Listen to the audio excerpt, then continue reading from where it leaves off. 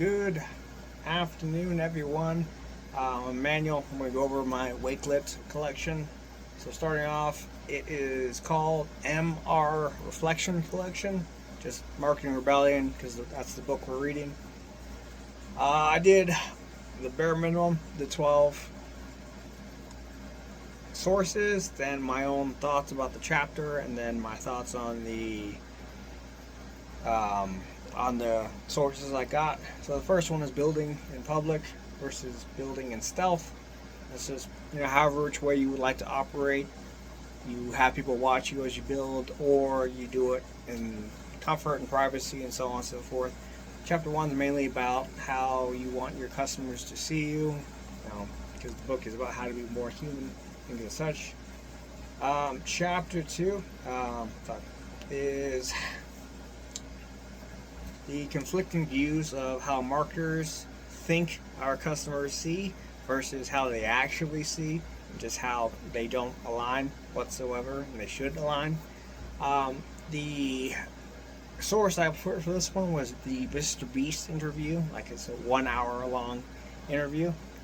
Good interview if you ever want to see it. That's basically how he views his journey on YouTube and how he wants his viewers to see him in a way.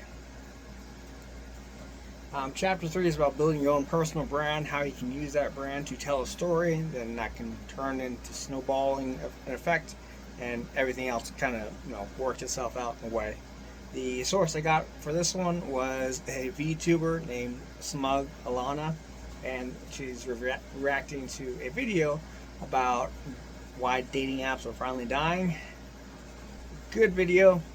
It's interesting to see how a brand like that, like Bumble, that's the main topic of it, grew to such high lengths and then kind of crashed. So good video for sure. Chapter 4 is about the essence of belonging, how we all tend to group, herd up, follow a banner, whether it be religion, country, state, so on and so forth, and how we as marketers should try and sort of go into that thing genuinely, not the way we usually do, just bombard people with things that they don't want. The source I got for this one was the power of belonging. Yep, it's basically the same thing. I didn't really get that much into that one.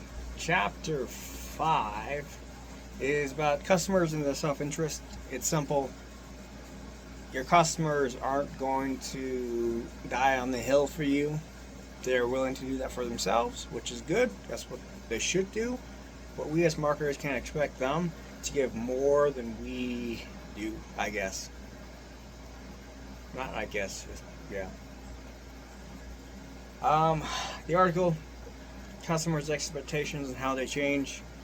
From, as the book has been saying, people have just changed so much that the gray bears from last time don't know what's going on, and marketers today are struggling to find out what's going to happen in the future. Which is the same thing, how it kind of encapsulates that in an article. Chapter 6 is about values-based marketing.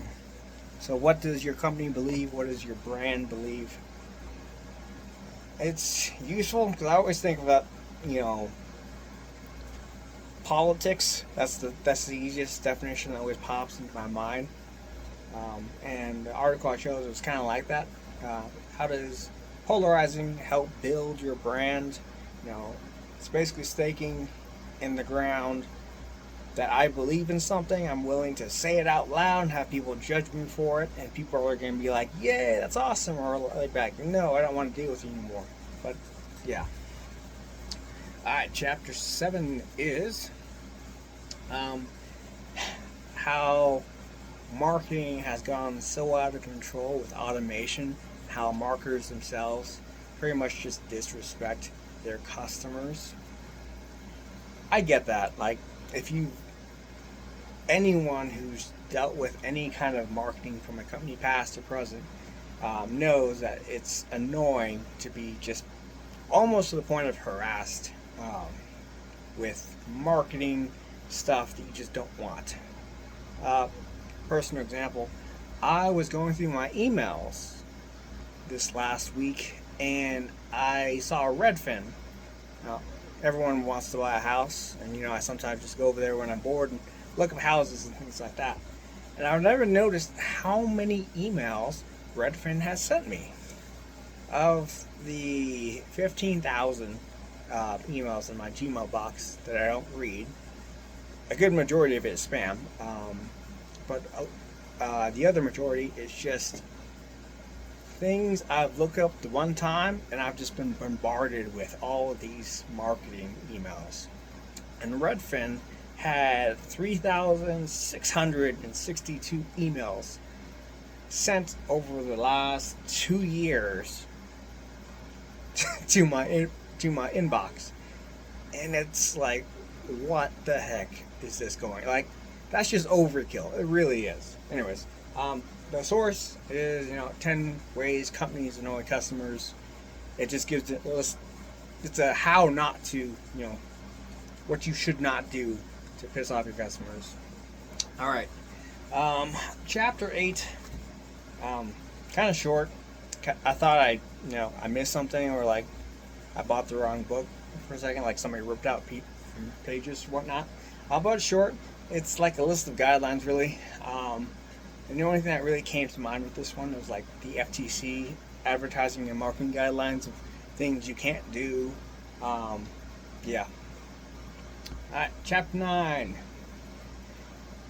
Let's see. It's about having your customers be the main referrers, being the main marketing team.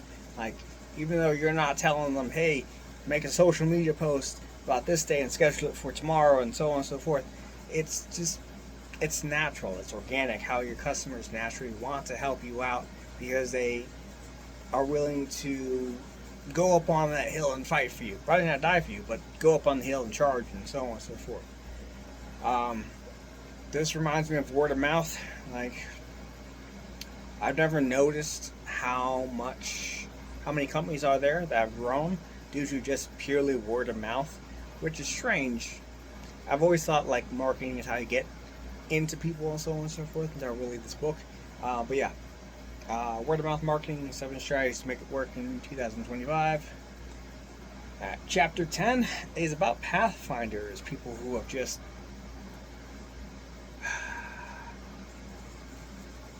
found a way to make it work. Not like some magical, they didn't do a whole $50 billion strategy to make it work, but just like started something, they had an idea, and they were just creative enough to make it work to the point where like everyone knows about it. For the source, it's Elon Musk's YouTube video about how he got from where he was to where he is now. Good video. I would suggest you watch it. Chapter 11, Quantum Leaps. It's sort of close to the Pathfinder, but it's somebody who is taking a concept that's already in place and has just, again, kind of flipped on its head and allowed them to just like propel like a rocket and so on and so forth. For the source for this one, it's the dude Psy. He's a K-pop artist, and he's the guy who created the song Gangnam Style.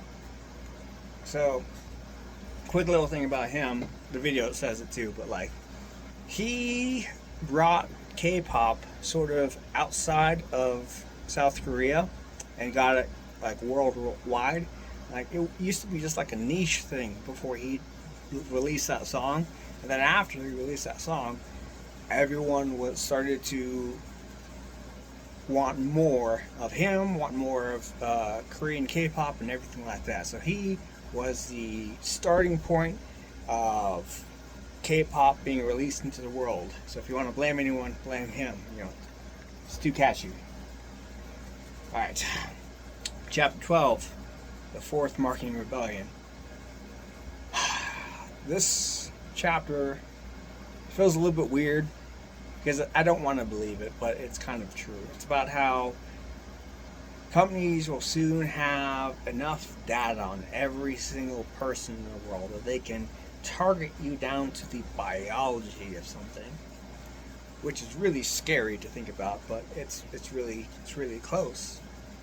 Like yeah.